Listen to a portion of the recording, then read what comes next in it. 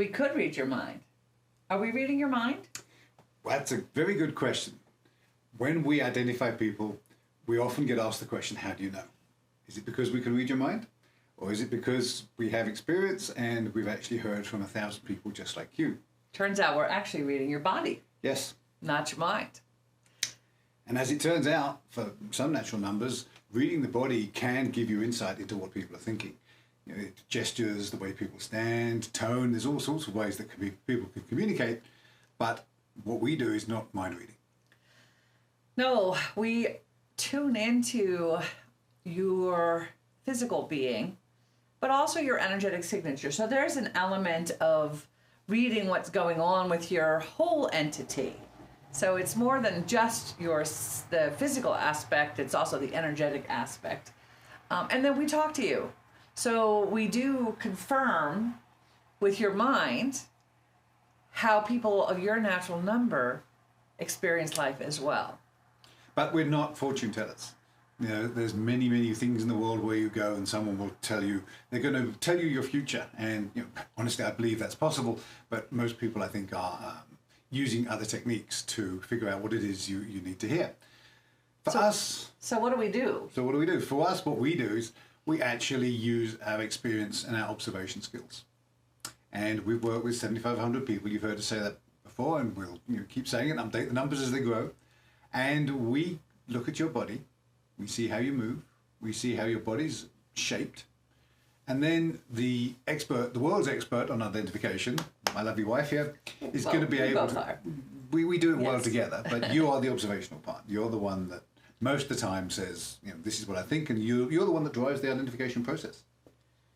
I do, but...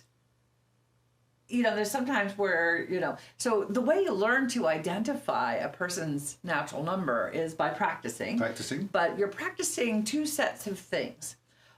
You're practicing your observational skills, and Martin's observational skills are actually quite excellent, probably even slightly better than mine, because he's been using his observational skills. Yes. When we work as a team to identify a person's natural number, when we're doing it in person, it's a physical process. I push on somebody's body, and their body knows how to do one of 9 postures.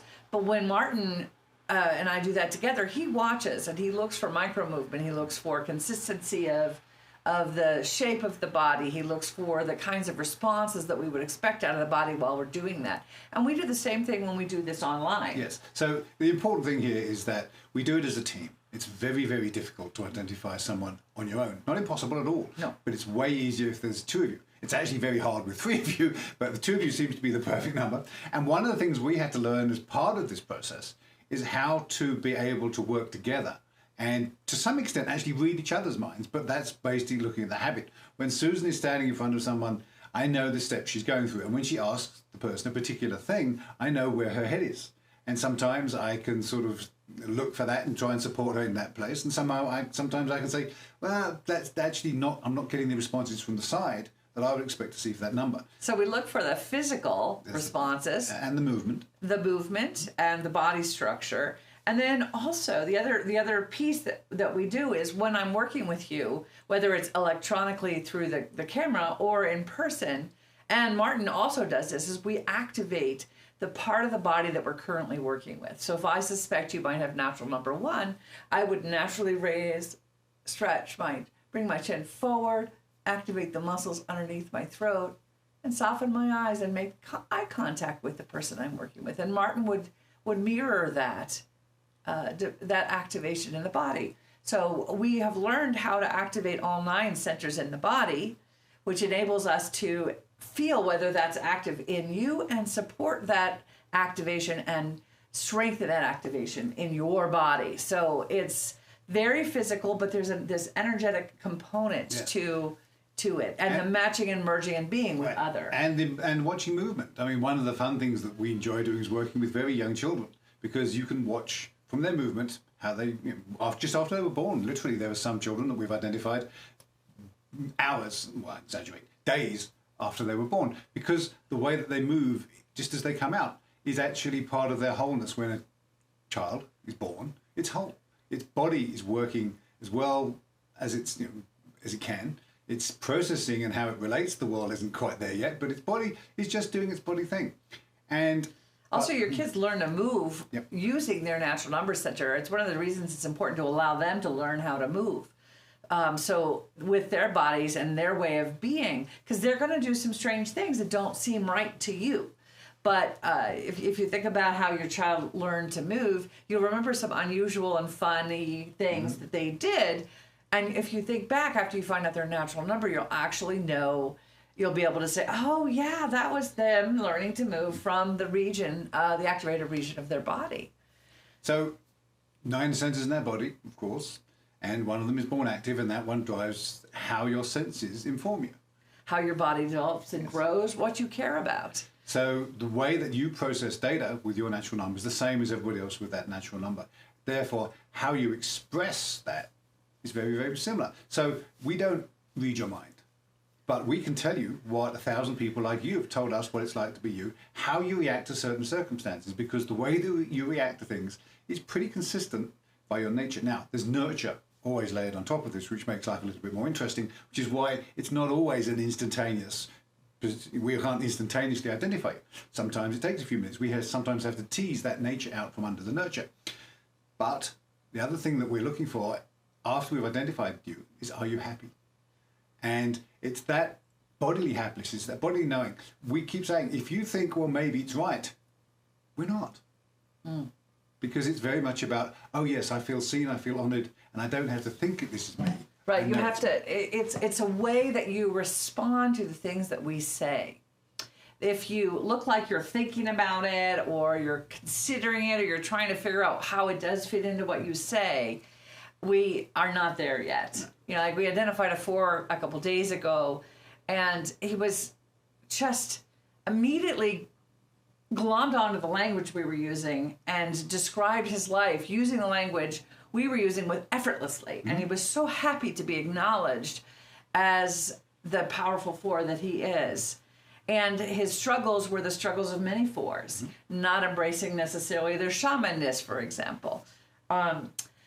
So your way of being, your fundamental underlying way of being, is your nature is from it is so powerful, even if you've had some rough nurture, and it shows up in everything you do. And to be honest, as we've said and we continue to believe, every one of us has a natural number, every one of us has a gift, and how we do any particular thing is going to be different. And there don't have to be a 5 and a 6 couple to go out and identify.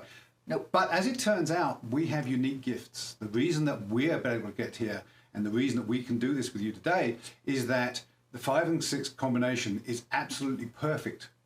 It's one of them. It doesn't have to be the only combination, but we're perfect for doing this because Susan's ability to read the energy and be observer, and my ability to be an observer and also know what's going on in a person's body. And map. And Yes. so the ability to build the context for each of the 9 was part of the gift of being 5. Susan's ability to know what's alive, which place to follow, and the enjoyment of being in that connection with Yes. people. And my enjoyment of looking... Too hot. It's warm in here, yes. But at the same time, 5s read people's bodies. What is it? I can tell if you're happy or not. I'm not always 100% right, but if my body's not feeling that your body's happy, we're going to keep going until there's an element of feeling that truth there. Yeah. So we've been very lucky to be able to bring this forward because of the talents that we bring with the 5 and 6. We had to learn to do an awful lot. Working together as a couple is interesting. And when you're doing something this profound and it needs to be this right, it took us many years and a lot of very useful input from our community to actually get to this place where I think we're pretty darn good at it right now. I think so too. Yeah. Because one of the challenges when you're identifying is that you allow your intellect to override your ideas. I get most tripped up when I start and develop an idea in my head about somebody's natural number before Martin's involved. Yes. And vice versa. I'm the same way. Yeah. And there's something about the 2 of us that keeps our brains honest. Yes. But we do this about ego. The fun part of this is that it took us a while to get to this place. But when we're identifying together, I'm always, well, okay, this is what Susan thinks. Do I agree? And if I agree, why would I be wrong? It's always looking to make sure that I'm not wrong. And sometimes if Susan's struggling or I'm struggling, we'll give each other hints. And it may be not right, but it'll give us an idea, oh, it can't possibly be that, so I'll go another direction. And we have to learn not to be attached to us being right. And that's why being a couple doing this makes it a lot easier, because any one person, it's much harder for one person to let go of an idea. Being a pair doing this. But being three people is really hard, because then you've got... Yeah, and then you've got a third level of attachment and energy in the situation. Right, so. Attachment is an energy that will really get you into trouble when you're doing this work as well. Because then, because of our expertise and the way we hold this work, if we tell you something, then you're going to believe it's just because we're telling you, which is not where we want to be. Right. And if we're attached to what we're telling, we might push. Yeah, force it on you when it's really wrong and really miss you. And that's awful. We apologize to anybody we've ever done that with. and what tends to happen is our bodies know the truth of this. And when we get it right, our bodies are grateful and accepting. Mm-hmm. If we get it wrong, our bodies are not grateful. They're not accepting. They're actually very resistant and also quite disappointed because we are missed so much out in the world. So few people truly understand who we are. In fact, we don't even necessarily understand who we are. Mm-hmm. What does it mean to be authentic? You know, fours are teaching us or trying to get us to be authentic, but we don't even know what that means until we understand this part of ourselves. So we're not reading your mind. No. But we are asking you to tell us if what we're saying doesn't resonate. Sometimes it's the words. Words are very, very slippery. Certainly if English is not your first language.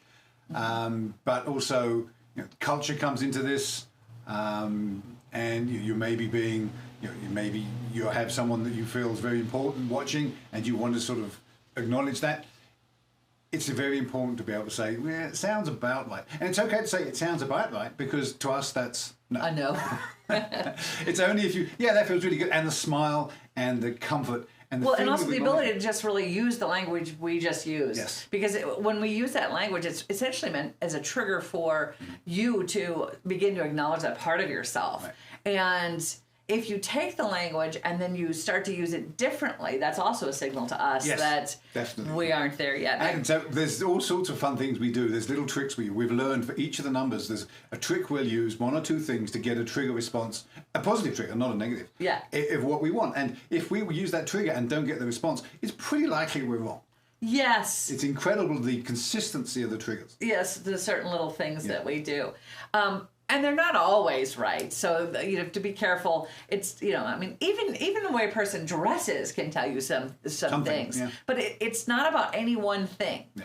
It's about the preponderance, so that if all of the signals line up right, is the body structure right, is the way they're dressed right, is the way they present themselves right, is the way their energy is right, is the way they respond movement-wise, is that right?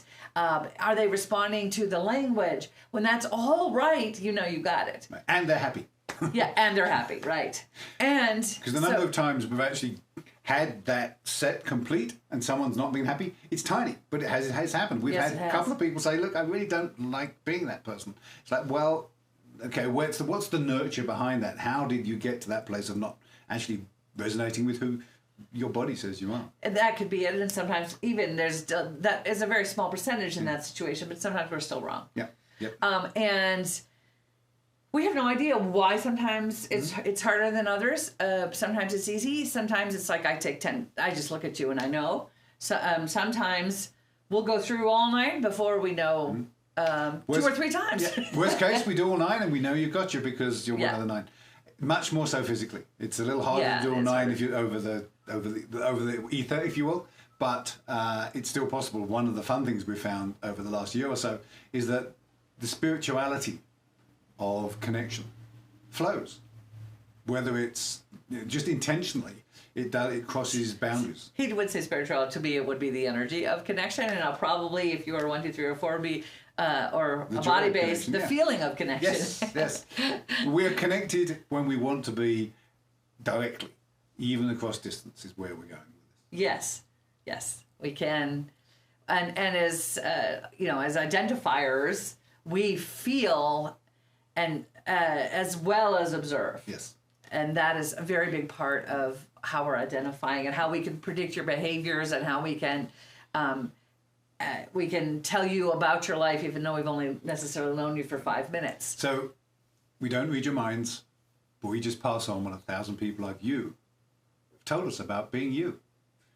We want to thank those people. Incredibly, yes. Yes, it's the gift that we give you is not our gift. It is the gift that everyone that has come before you of your natural number has given to you and is passing it down. We continue to learn. We continue to add to our reservoir of knowledge, and we continue to pass that information down. We're continually testing to make sure that what we say resonates with everybody, and we keep learning. Right. If we aren't making you feel like we're reading your mind, then we know we're not on the right path. Yes. And certainly, and then even more so for couples and families, because we can talk to you about who you are, and that sort of, it's a little surprising we know you that well. What comes as a huge surprise for people is when we start saying, well, these are the problems that you have in relationship with your spouse or your children, because again, those connections and those fun parts of your relationship and the less fun parts of the relationship are very, very consistent again across numbers. And again, it's the gift being passed on to others from you through us. Yes. So there are ways in which the gifts that we have work well with each of the other 8, and there are classic conflicts with each of the other 8 as well. And understanding them helps you to normalize those conflicts and to accelerate and magnify the gifts. Yes. So it helps us very much with relationship, and it's part of why we can predict what your classic conflicts are going to be in relationship. So we aren't reading your mind. No, we're reading your body. We're reading your body. And that's probably enough for today. Yeah. Okay. Thanks a lot. Thanks for watching. See you next time.